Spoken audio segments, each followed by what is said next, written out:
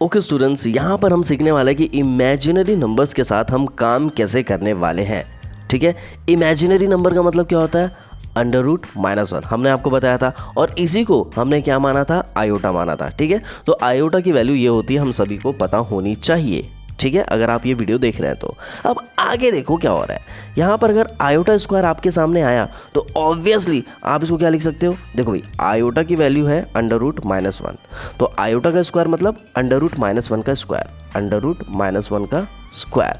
और जब आप इसका स्क्वायर करते हो आपको पता है कि स्क्वायर और रूट कैंसिल आउट हो जाते हैं, जिसका मतलब -1, मतलब आयोटा स्क्वायर की वैल्यू हमें क्या मिली?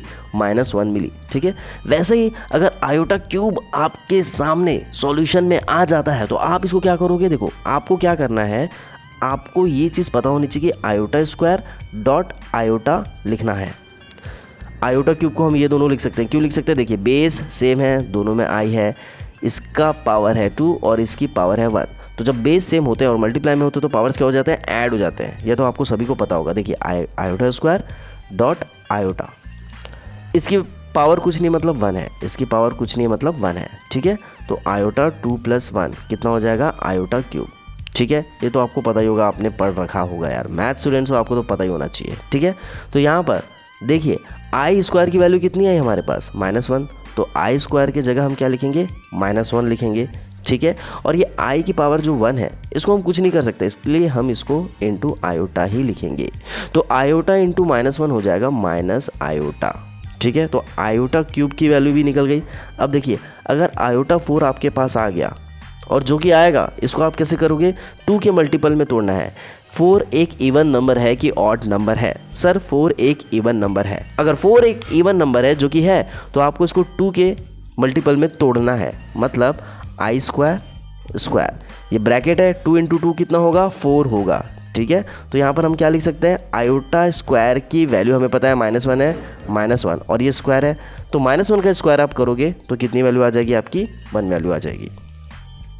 ठीक है, अब देखिए, ये तो आपसे बन रहा होगा, लेकिन सर अगर हमारे पास कोई बड़ी वैल्यू आ गई तब हम क्या करेंगे? तो देखिए, 48 इवन नंबर है कि ऑड नंबर है? 48 एक इवन नंबर है, तो इस इवन नंबर को हमको 2 के इसमें ब्रेक करना है, तो हम क्या लिखेंगे? Iota square. देखिए, जब भी इवन नंबर दिखा आयोटा स्क्वायर आँख बंद करके लिख देना, आँख खोल के भी लिख सकते हो। ठीक है, तो आँख खोल के ही हम लिखेंगे यहाँ पर, और हम लिखेंगे आयोटा स्क्वायर। अब बताइए, यहाँ हम कौन सा नंबर लिखे जिसको 2 से मल्टीपल करने पर 48 आना चाहिए? ठीक है, फिर से सुनो हम क्या बोल रहे हैं।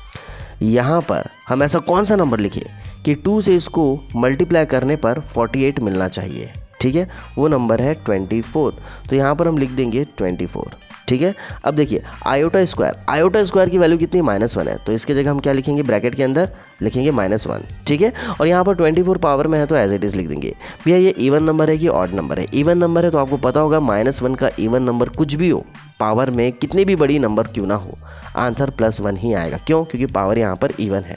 ठीक है, फॉर एग्जाम्पल -1 का स्क्वायर करेंगे तो देखिए, -1 × -1, 1 1 ज़ा 1 और माइनस माइनस प्लस आ गया। अगर यहाँ पर क्यूब रहता तो क्या आता? -1 × -1 × -1, 1 1 ज़ा 1, 1 1 ज़ा 1, सॉरी ये कितना आएगा? 1, minus minus plus, plus minus minus. Cube रहा, ऑड नंबर रहा तो आंसर में माइनस आता है, इवन नंबर रहा तो आंसर में प्लस आता है। ठीक है, यहाँ तक चीज़ें क्लियर है? ठीक है, थोड़ा सा म्यूज़िक सुन लो यार।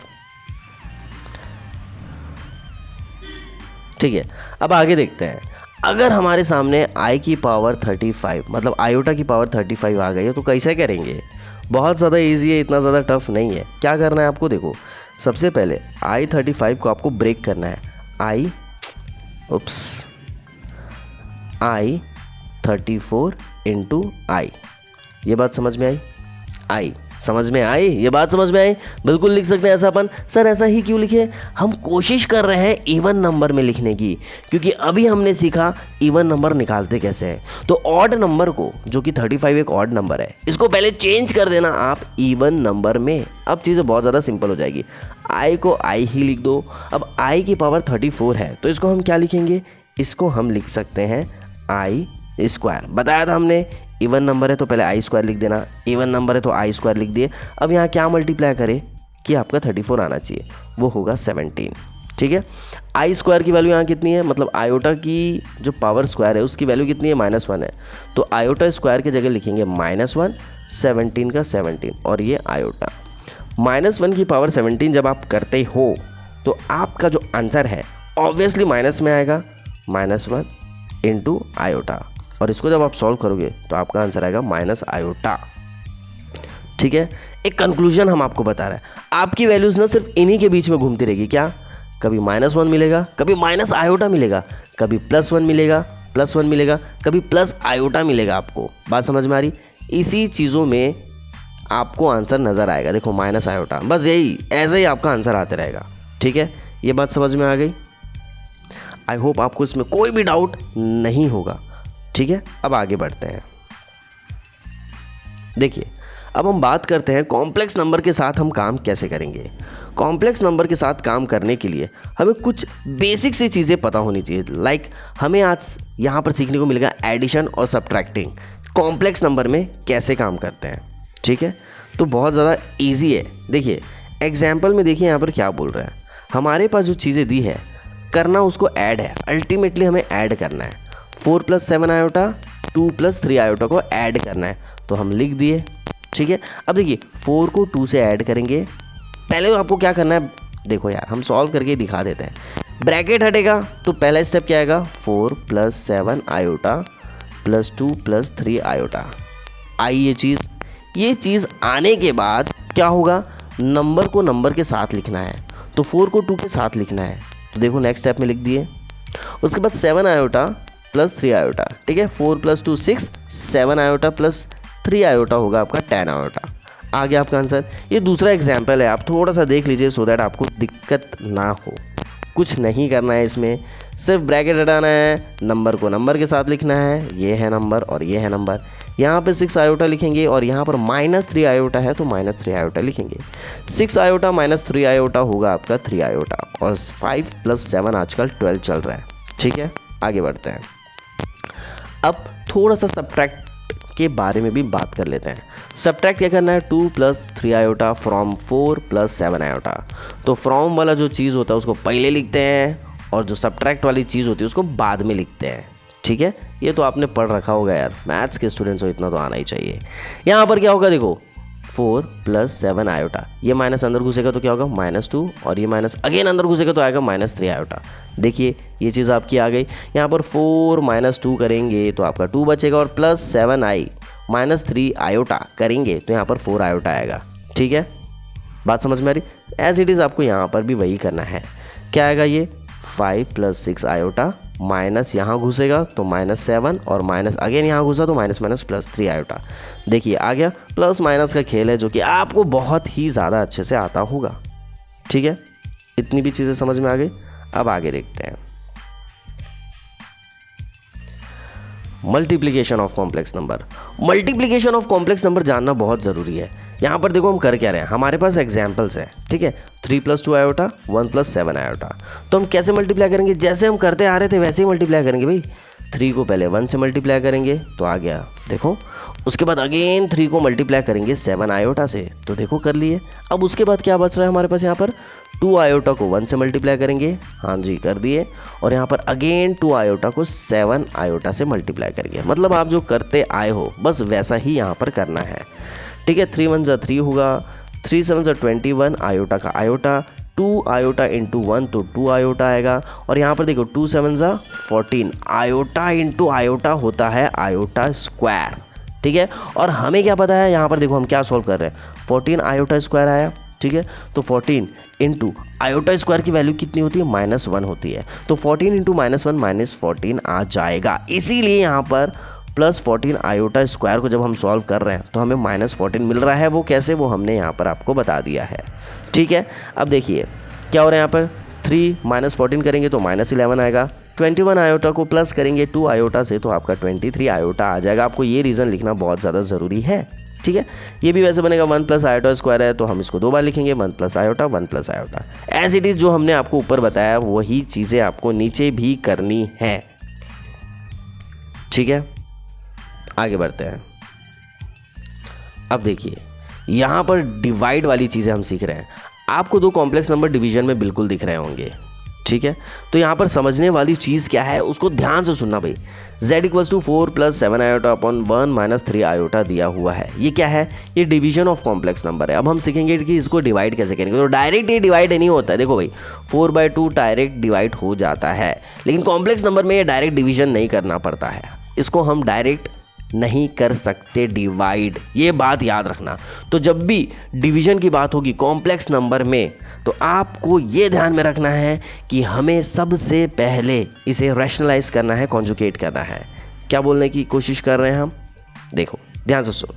Suppose we want to divide the complex number 4 + 7 iota by 1 - 3 iota. That is we want to find, right? So we won't change the value of this fraction. If we multiply both numerator and denominator by the same value, we multiply by the conjugate of the denominator, which is 1 + 3 iota, and then we can simplify easily, right? नहीं समझ में आया तो कोई बात नहीं, हम हिंदी में भी बोल लेते हैं। ध्यान से सुनो क्या करने की कोशिश कर रहे हैं। देखो भाई 4 + 7 आयोटा अपॉन 1 - 3 आयोटा है, इसको रैशनलाइज कर दो आप। नीचे क्या दिख रहा है?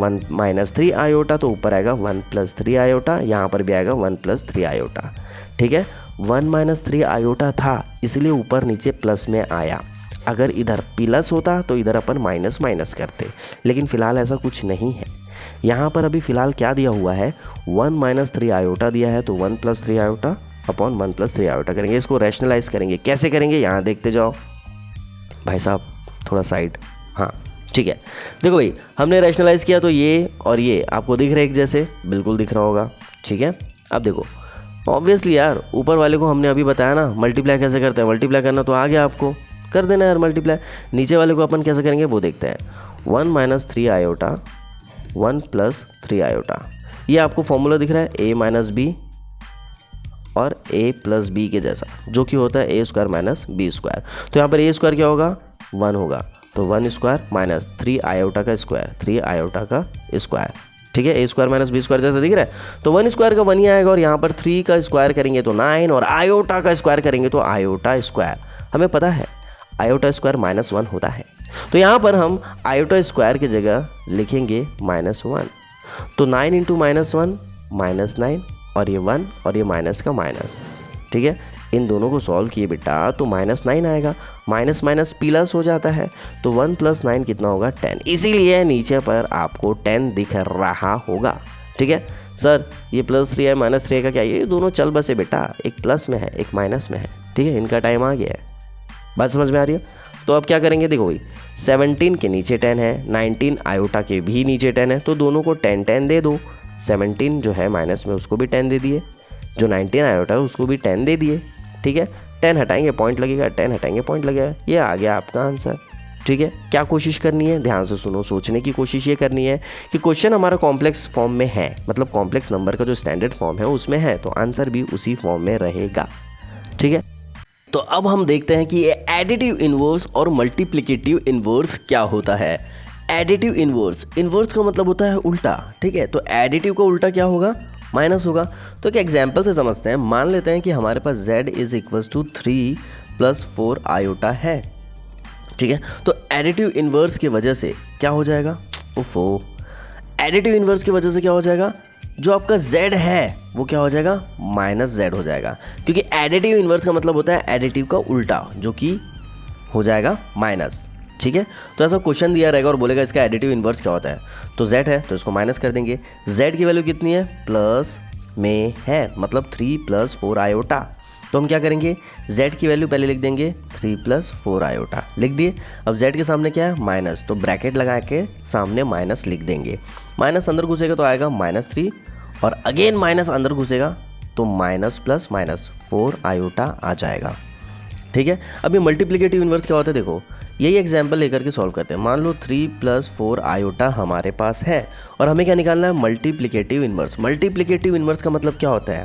डिवाइड होता है, क्योंकि मल्टीप्लिकेटिव मतलब मल्टीप्लाई, और उसका इन्वर्स करेंगे तो मल्टीप्लाई का उल्टा, मल्टीप्लाई का इन्वर्स डिवाइड हो जाता है, तो वो क्या हो जाएगा? 1/z हो जाएगा।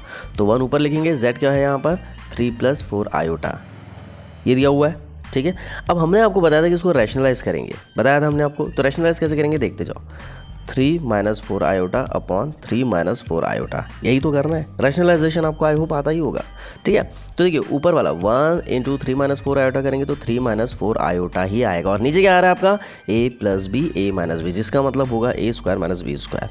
तो यहाँ पर a क्या है 3 है, तो a स्क्वायर माइनस b क्या है 4 आयोटा माइनस 4 आयोटा स्क्वायर। नहीं समझ आ रहा है तो यहाँ देख लो a plus b a minus b क्या होता है a square minus b square होता है। ये फॉर्मूला आपने पढ़ रखा है, वही बस हम यहाँ पर लगाने की कोशिश कर रहे हैं। तो ऊपर क्या आ जाएगा 3 माइनस 4 आयोटा, नीचे क्या आ जाएगा 3 का स्क्वायर 9 और माइनस का माइनस 4 का स्क्वायर 16 और आयोटा का स्क्वायर आयोटा स्क्वायर। हम सभी को पता है कि आयोटा स्क्वायर क्या होता है, आयोटा स्क्वायर होता है -1। तो आगे यहाँ सॉल्व करेंगे 3 माइनस 4 आयोटा अपॉन 9 का 9 लिखेंगे, माइनस का माइनस 16। आयोटा की वैल्यू कितनी होती है भाई, आयोटा स्क्वायर की वैल्यू होती है -1।